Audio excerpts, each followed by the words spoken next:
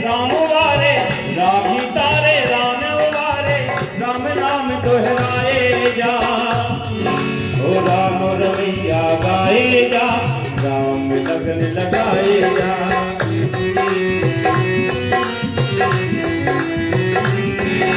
राम राम जय राम राम राम राम जय राम राम राम राम जय राम राम राम राम जय राम राम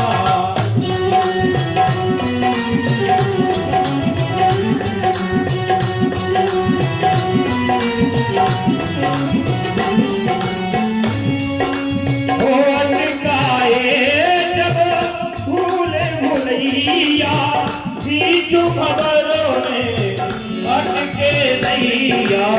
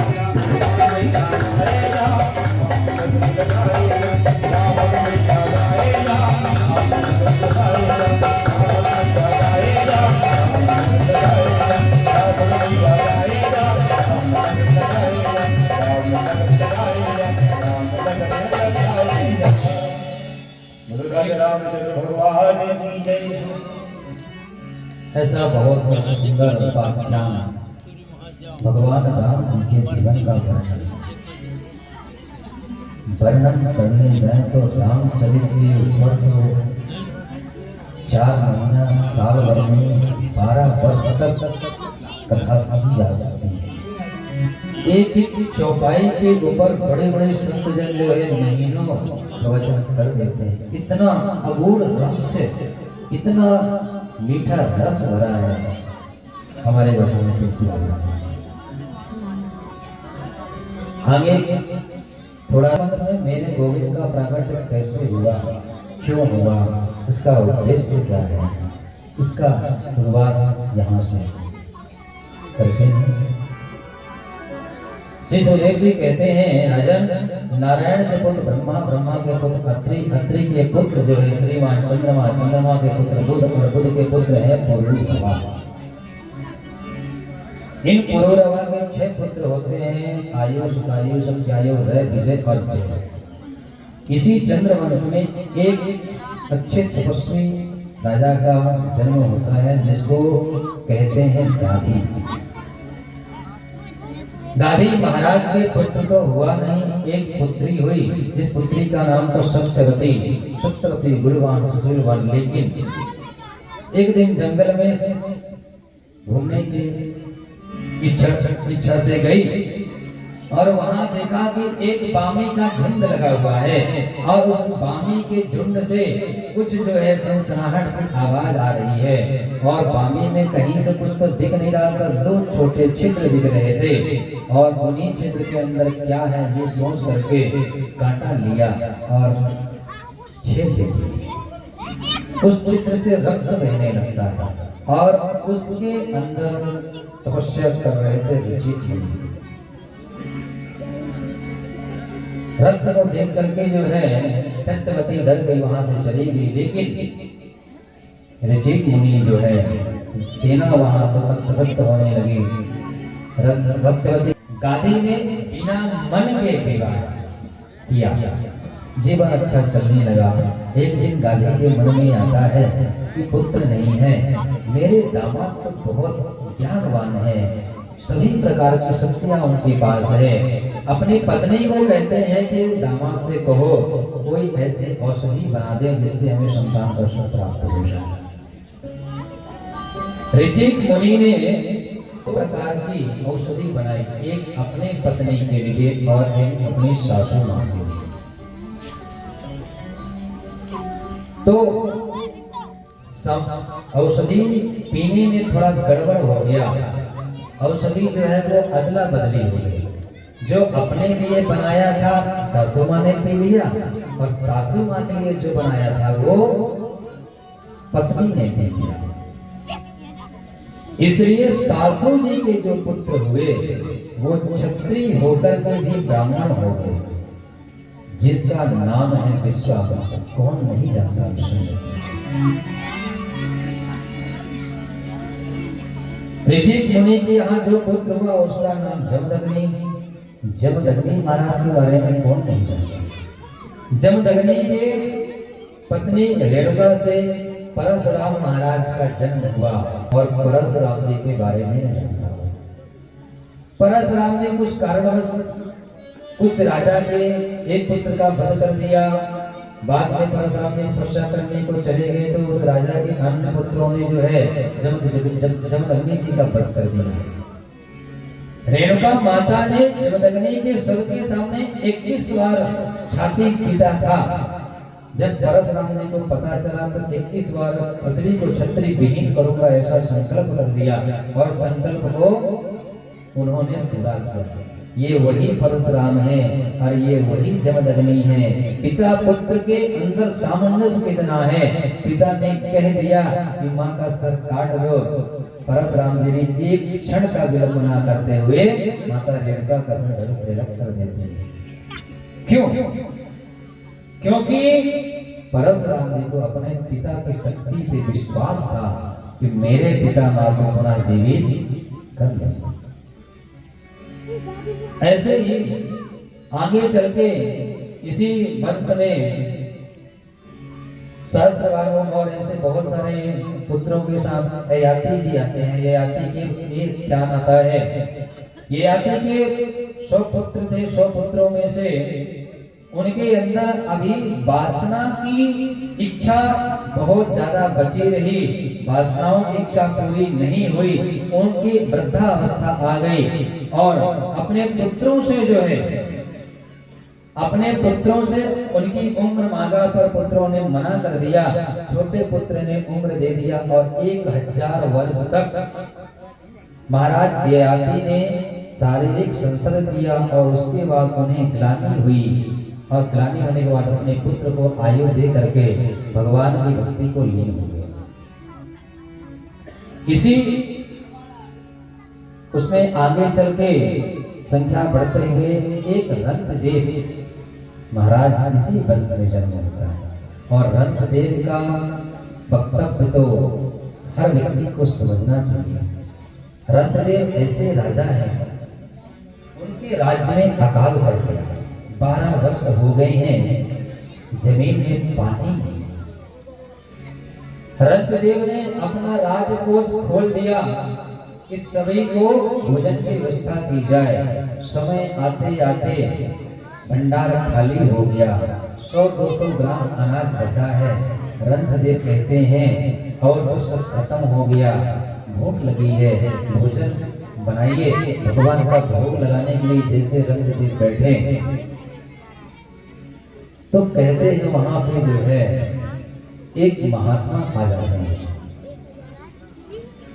महात्मा कहते हैं मैं भूख लगी है, कुछ भोजन कराओ राजन। तो रंतदेव ने अपनी थाली को खिसका दिया, महात्मा जी को दे दिया। बोले बिल्कुल आइए महाराज, आपके लिए ही हमने यहाँ पे तैयार किया है। बाद में रंतदेव सोचे कि भगवान की जो इच्छा होगी होना वही है। आखिरी में जो है रंतदेव पलकित कहते हैं कोई बात नहीं, जल पिलाओ। जल पिलाने के लिए जैसे कलश को उठाया तो चांचनाद आ जाता है।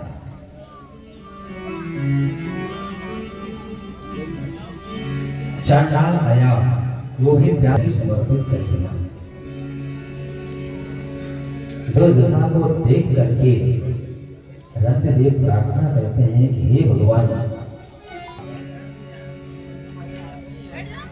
तो पूरे संसार का दुख हमें दे दीजिए, लेकिन इस उसर भूमि को हरा भरा कर दिया। भगवान अनंतदेव का परीक्षा लेने के लिए आए थे।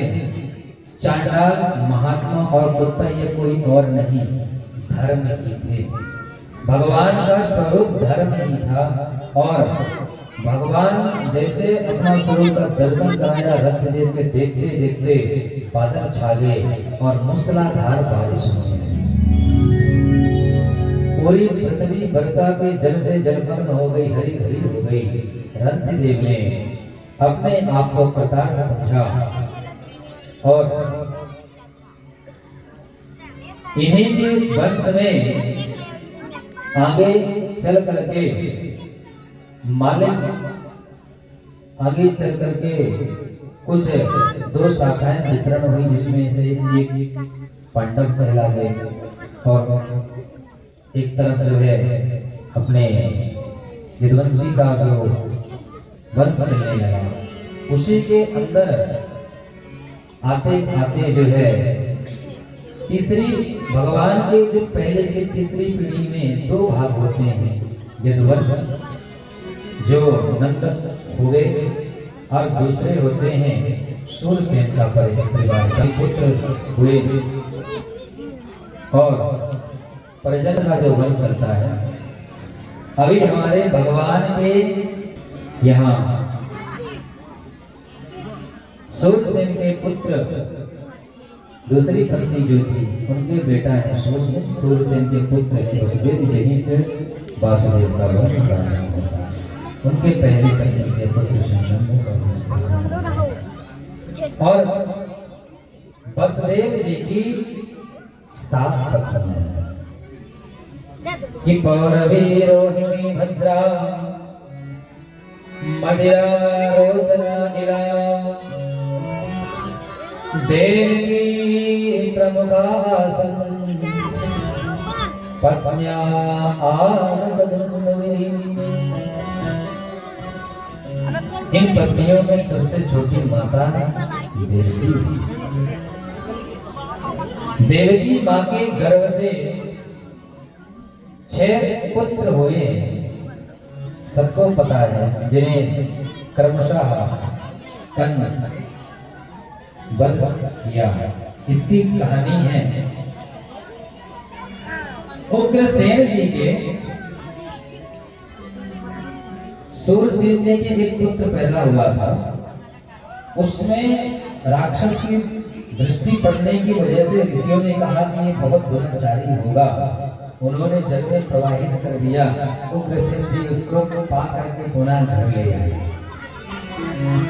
भगवान की इच्छा को समझ करके पालन पोषण हुआ और इसी के जो कंस है, कंस की चचेरी जो बहन है, उनका नाम है देवकी।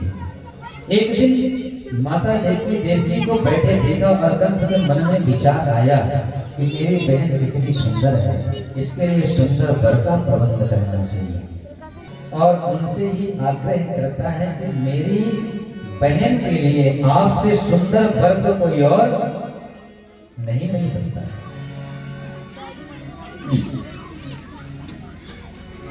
और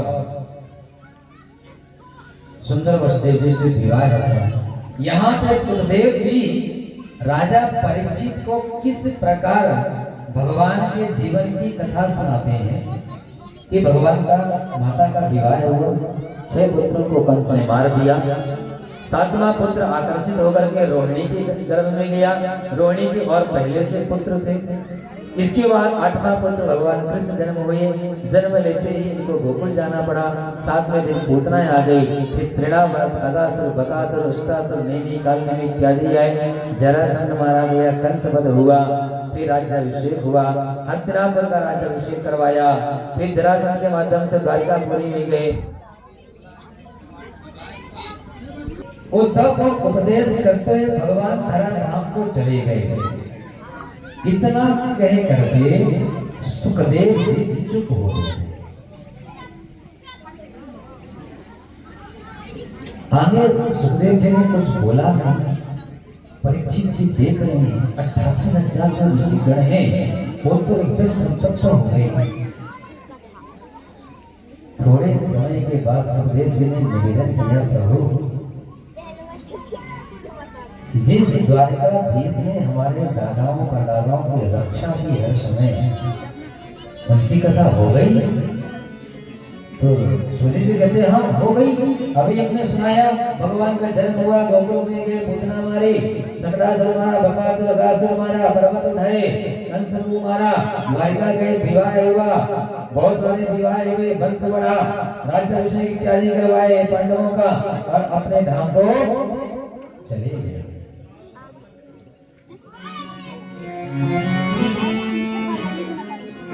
तो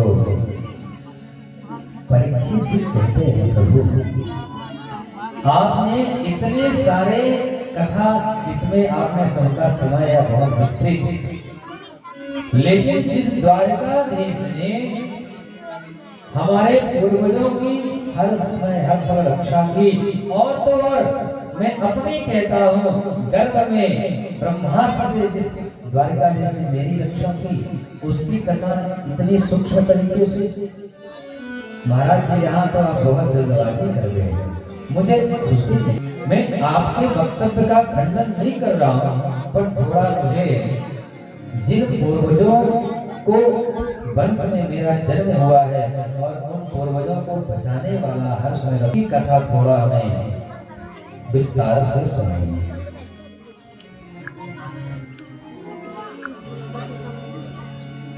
तो यहाँ पे जो है कहते हैं कि नैसांत दुस्साचुम्मा यक्तो नमविवाधते पिबन्ते त्वनमुखं भोज च्युतं हरे कथा। परीक्षित ने कहा कोई बात नहीं, कथा तो हम सुनाएंगे, पर 4 दिन से तुम लगातार सुन रहे हो, 10-5 मिनट का विश्राम ले लो और थोड़ा कुछ जल पान कर लो, इसके बाद आगे कथा प्रारंभ करेंगे। परीक्षित कहते थे त्वन्मुखा भोजन च्युतम पिबतम हरि कथा। महाराज आप मेरे भूख प्यास की चिंता मत करिए, आप जो कथा रूपी अमृत अपने मुखद्दत से मुझे पान करा रहे हैं, मैं इसे पी करके तृप्त हूँ, मुझे भूख प्यास बिल्कुल नहीं लगी। हमारे आप जैसे थोड़ी ना कथा सुने वो कि 2 घंटा 2.5 घंटे के लिए आना है और उसमें भी 50 बार बोलेंगे महाराज जी कथा तो बोले थे 6 बजे जन्म होगा, अभी हो क्यों नहीं रहा है। उन्होंने तो 24 घंटे 4 दिन बिना 1 सेकंड गवाए हुए कथा को श्रवण किया है। सुखदेव जी कहते हैं थोड़ा विश्रांति कर लो, तुम राजा हो, इन ऋषियों के चक्कर में मत रहो, तुम्हें इतनी आदत नहीं होगी। परीक्षित कहते हैं मुझे आपके मुख से जो मुझे अमृत पीने को मिल रहा है, इससे मेरी भूख प्यास जो है सब खत्म हो गई। माता देवी का विवाह करके जब कंस रथ में बैठा करके विदा करने जा रहा था, आप सबको पता है कि आकाशवाणी हुई। देखिए भगवान भी बड़े स्वार्थी होते हैं, है ना, छोटे मोटे देवताओं को देखिए इतना साधा सिंपल तरीके से विदा हो रहे हैं। भाई इतनी खुशी से स्वयं रथ हाँकते हुए बहन की विदा कर रहा था, देवताओं से रहा नहीं गया और उन्होंने रंग में भंग डाल दिया, आकाशवाणी कर दिया कि इसी का 8वां गर्भ तेरा काल होगा। घर पहुंचने के बाद बोलते क्या बिगड़ा था, या शादी के पहले ही बोल देते तो क्या बिगड़ जाता, लेकिन रंग में भंग डालना तो इनको आता ही है, क्योंकि भगवान की लीला को करना है। भगवान का जब तक ये राक्षस आताताई नहीं होगा तब तक भगवान आने वाले नहीं हैं। और जैसे ही कंस ने सुना कि इसका 8वां गर्भ मुझे मारेगा, तुरंत तलवार को निकाला और जैसे जेठी का बाल पकड़ने का कहा, सोचा बाल पकड़ने वाला था कि जो है मस्तिष्क जी ने रोक लिया। उन्होंने कहा मित्र आपकी बहुत बड़ा नाम, आपकी बहुत बड़ी ख्याति है, और ख्याति इतनी है और लोग कहेंगे कि विवाह के समय छोटी सी बात को लेकर के, झूठी अफवाह को लेकर के बहन का व्रत कर दिया, कितना बड़ा कलंक आपके जीवन में लग जाएगा। लेकिन कंस कहा इसको तो मारना अनिवार्य है, क्योंकि ये जीवित रहेगी तो मेरा मारना कंफर्म है। वसुदेव जी कहते हैं तुम्हें इसके पुत्रों से भय है ना, मैं वचन देता हूं कि 8वां पुत्र मैं तुम्हें ला करके, तुम्हें 8वें पुत्र की बात हुई है, मैं वचन देता हूं कि 8वां पुत्र ला करके मैं तुम्हारी गोद को समर्पित कर दूंगा, फिर तुम्हारी जो इच्छा होगी कर लेना। कंस वसुदेव जी के ऊपर इतना विश्वास करता था, वो मान गया। माता देवी में विदा हुआ, कुछ दिन बैठे ही थे, एक पुत्र हुआ, एक पुत्र को वसुदेव जी लेकर के समर्पित कर दिए, कंस ने वापस कर दिया। क्यों? क्योंकि मुझे भय तो 8वें पुत्र से है, पहले ने तो कुछ बिगाड़ा नहीं है, तो पहले को क्यों मारे? वसुदेव जी को वापस कर दिया, वसुदेव जी लेके जा रहे हैं। अब लीला तो पूरा करना है, नारद जी से रहा नहीं गया, नारद जी आ गए, गोल आकार में 8 लाइनें खींच दिया नारद जी ने, एक गोला अंडा आकार में 8 लाइनें खींच दिया, और कंस को कहते हैं कंस तुम इन लाइन को गिन करके बताओ 8 नंबर कहाँ आता है। कंस ने गिना 1 2 3 4 5 6 7 8, ये आया 8। अच्छा ये आया 8, ठीक है, अभी उसके आगे वाले से मिलो 1 2 3 4 5 6 7 8, अब सारी जगह में 8 आ रहा है। कंस का मति भ्रम हो गया, अरे मैं तो बहुत बड़ी गलती कर गया। तुरंत जो है सेवादारों को भेजता है, उनको पकड़ के लाओ। देवकी वसुदेव जी को बंधन में डाल करके कारागार में डाल दिया, पुत्र का वध कर दिया। ऐसे करते करते 6 पुत्रों का उन्होंने संहार कर दिया। भगवान को पता है कि जब तक हमारे ताऊ भैया का आगमन नहीं होगा तब तक मेरा जाना तो उचित नहीं है, क्योंकि आप अगर किसी को बुलाते हैं अपने घर में तो उनके रहने की व्यवस्था तो पहले बनाते होंगे ना। अभी भगवान के शयन अवस्था के लिए तो शेष नाग हैं, और लक्ष्मण जब थे तो जब लक्ष्मण जी सेवा करते थे तो थोड़ा राम जी का विनोद भी रहता था। एक बार जब वन में गए, लक्ष्मण जी सेवा कर रहे थे, राम जी की अचानक रात में निद्रा खुली कि लक्ष्मण पैर दबा रहे हैं। राम जी ने बोला लक्ष्मण बहुत रात हो गई, जाओ सो जाओ। राम जी लक्ष्मण जी ने बोला कोई बात नहीं, थोड़ी देर और कर लेता हूं, सेवा से चला जाऊंगा। ऐसे करते करते ब्रह्म मुहूर्त आया, राम जी ने थोड़ा डांट लगाई, लक्ष्मण तुम अपने बड़े भाई की बात नहीं मानते हो, मैंने तुमसे कितनी बार कहा जाओ थोड़ा तुम भी आराम कर लो, थक गए होगे। लक्ष्मण जी मन में कहते हैं कि इस बार छोटा हूं, जो कहेंगे मानना पड़ेगा, अगली बार बड़ा बन के अगर आया तो बताऊंगा। आज हमारे नारायण जो है लक्ष्मण जी की इच्छा पूरी कर रहे हैं।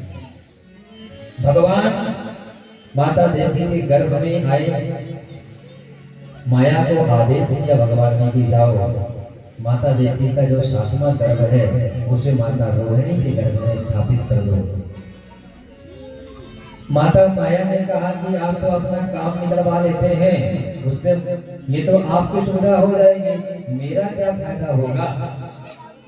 नारायण ने कहा कि पूरे विश्व में हमसे ज्यादा तुम्हारा गुणगान करेंगे, अगर कोई मेरा नाम भी लेगा तो मेरे से पहले तुम्हारा नाम लेगा। तो हम कभी बोलते हैं तो राधे कृष्ण, सीता राधे श्याम। तो माया को ऐसा आश्वासन दिया कि जग में तुम्हारा बहुत नाम होगा, जगह जगह तुम्हारे स्थान होंगे, और तुम्हारे यहाँ भक्तों की लाइन लगी रहेगी। आज देखिए माताओं के यहाँ माताओं के कैसे भीड़ रहते हैं। माया आती है देवी के गर्भ से, जो है बलराम जी का आकर्षण करके, 7वें गर्भ का आकर्षण करके रोहिणी के गर्भ में स्थापित करती है। इसलिए बलराम जी का एक नाम संकर्षण पड़ जाता है। कंस को सूचना मिली कि सातवां गर्भ नष्ट हो गया है। अब समय व्यतीत हुआ और हमारे नाथ का जन्म का समय आया। नाथ के गर्भ में आते ही पूरे कारागार में प्रकाश छा गया। पूरा कारागार जगमगा उठा। कंस ने कहा, मेरा काल आ रहा है। नारायण सोचे कि अभी भगवान को आना है तो थोड़ा कंस का पावर बढ़ाना पड़ेगा। पाप का बोझ जब ज्यादा बढ़ेगा, भय का पावर बढ़ेगा, तभी तो भगवान आएंगे। तो कंस को जाकर के और डरा दिया। नारद जी ने कहा, सातवां गर्भ हमने सुना नष्ट हो गया था, कहीं ऐसा तो नहीं कि वो सातवां ही आठवां हो गया हो और कहीं और निकल गया हो। तो नारद जी कहते हैं कि कैसा स्वरूप मैं पहचानूं कैसे कि मेरा शत्रु कैसा होगा। तो नारद जी कहते हैं, काला काला होगा, मुरली वाला होगा। वो काला काला होगा, मुरली वाला होगा, मोर पंख वाला होगा, बंसी वाला होगा। ऐसे बहुत सारे उपाख्यान नारद जी ने सुनाया। अब तो कंस की ऐसी दशा हुई, पानी में भी छाया दिख रही है तो उसे काला काला मुरली वाला दिख रहा है।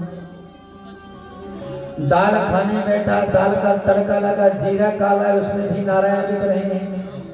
अब जितना इसका पावर बढ़ेगा और तभी तो भगवान का आगमन होगा। अब भगवान समझे कि हमारा अभी जाना समय हो गया है। कारागार पूरा प्रकाश से जगमगा उठा।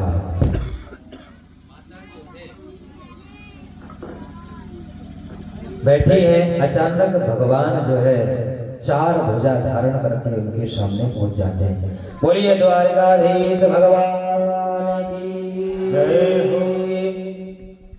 चतुर्भुजं शांत गदा विराजमान, चार भुजा यानी शंख चक्र गदा पद्म लिए हुए। माता को प्रणाम किया, माता प्रणाम करता हूं। माता ने परिचय पूछा, आप कौन है? अरे आप ही का पुत्र हूं। माता ने बोला, भला 30 फुट का कौन पुत्र होता है? इतना बड़ा कोई पुत्र होता है क्या? माता, मैं इस परिस्थिति में इसलिए आया कि मामा कंस जो है बहुत आपको तकलीफ दिए, तो सोचा कि जाते हैं मार मार करके आप उनका उद्धार करके और आपको छुड़ाएंगे। तो अभी किसी से लड़ना है तो शत्रुओं के साथ तो आना ही पड़ेगा। इसलिए देखिए हम सब आए हैं, तैयार होकर के बताइएगा मामा कंस हमारे। अभी हम जाते हैं, उनका वध करते हैं। भगवान याद दिलाते हैं कि आपने ये कह दें कि आपको मैं मिलूंगा तो कदाचित एक आध बार मिलते। अगर भगवान से आप बोलो कि मुझे आप चाहिए तो शायद एक आध बार। यहाँ पे स्वयं वो मनु और शतरूपा ने क्या मांगा था कि मुझे आपके जैसा ही स्वरूप का पुत्र चाहिए। भगवान कहते जहाँ कोई ये कहे कि मुझे आप जैसा चाहिए तो मुझे हमें खुद जाना पड़ता है वहां पे, क्योंकि हमारे जैसे से काम नहीं चलता। अब तो हम देखिए आपने बुलाया, हम आ गए। माता ने कहा और तो सब ठीक है, तो इतना बड़ा बच्चा कोई देखेगा तो क्या कहेगा? हमें तो खुद शर्म आ रही है कि इतने बड़े बच्चे से हम कैसे लाड़ प्यार करें। तो भगवान कहते हैं, अच्छा बताइए क्या करेंगे? तो बोले थोड़ा छोटे हो जाओ। भगवान ने कहा ठीक है। भगवान थोड़ा छोटे हो गए। अब ठीक है? बोले और तो ठीक है, फिर किसी बच्चे के लिए 4-4 हाथ होते हैं क्या? ये 4 हाथ का बच्चा कब से पैदा होने लगा भाई? बोले बहुत माता बहुत परेशान करती है। सीधा सीधा बताइए नहीं तो हमें क्या करना है? बोले कोई बात नहीं, अभी फिलहाल तो 2 हाथ साइड में कर दो। भगवान ने दोनों हाथ निकाल दिया। बोले अब ठीक है? बोले वो तो ठीक है, पर ये बच्चा कोई शस्त्र लेके थोड़ी नहीं आता है। चक्र हाथ में लिए ये कौन लेके आता है? भगवान कहते हैं माता जी आप बहुत परेशान करते हैं। ऐसे राम जी बोलते थे। यहाँ पे जो है भगवान जो है शंख चक्र इत्यादि हटा दिए और अब माता ठीक है। बोले और तो ठीक है, इतना बड़ा बड़ा मुकुट, इतना सुंदर पोशाक पहन के कौन आता है? बोले अच्छा ये भी करना पड़ेगा। बोले कोई बात नहीं, सादा पोशाक में आ गए। और तो बोले ठीक है, अब तो ठीक है ना, अब चले मामा कंस के पास। अरे बोले बेटा बच्चा हुआ है, 20 साल का बच्चा होता है क्या? भगवान कहते हैं भैया एक बार बताइए, कभी बोलते थोड़ा छोटा हो जाओ, कभी बोलते मोटा हो जाओ, कभी बोलते हाथ निकाल लो। अरे बताओ क्या करना है, छोटा होने में कोई बात नहीं, छोटे हो गए भगवान, छोटे हो गए। बोले अब तो ठीक है, अब चले। बोले अब तो ठीक है, पर बच्चा ऐसे सुंदर वस्त्र पहन के आता है क्या? अरे बोलो कपड़े भी पहनना पड़ेगा। बोले छोटे बच्चे वस्त्र कहाँ पहनते हैं? देखिए माँ का वात्सल्य है, भगवान को भी निर्वस्त्र कर दिया। भगवान कपड़े से उतार दिए, छोटे भी हो गए, शस्त्र वगैरह भी छोड़ दिया। अब जो है भगवान कहते हैं माता अभी मैं जब आया था तो हम आपकी सुरक्षा को देखते हुए आया कि आपकी सुरक्षा करनी है, आपके मामा का स्वागत करते हैं, इसलिए मैं आया। बट यहाँ पे अब हमारी सुरक्षा की जिम्मेदारी आपकी होगी, क्योंकि मैं बड़ा तो हूँ नहीं, मेरे 4 हाथ भी नहीं है, शस्त्र भी नहीं है, तो अभी ये जो मैं बच्चा बन गया हूँ, इसकी सुरक्षा की जिम्मेदारी जो है अभी आपकी पड़ जाती है। मैया गोविंद को देख रही है, कितना सुंदर कितना सुशील लग रहा है, और मन में भगवान का चिंतन कर रही है कि हे प्रभु आपने जो संकल्प किया था, जो वचन दिया था, आज उस वचन को पूरा करने के लिए आप मन में से बच्चे ही बन गए। आइए हम माता देवी के हृदय को अपने हृदय में स्थापित करने का प्रयास है। बोलिए कृष्ण कन्हैया लाल की जय। 2 मिनट भगवान नाम संकीर्तन करेंगे, फिर भगवान को जन्म दिया करेंगे।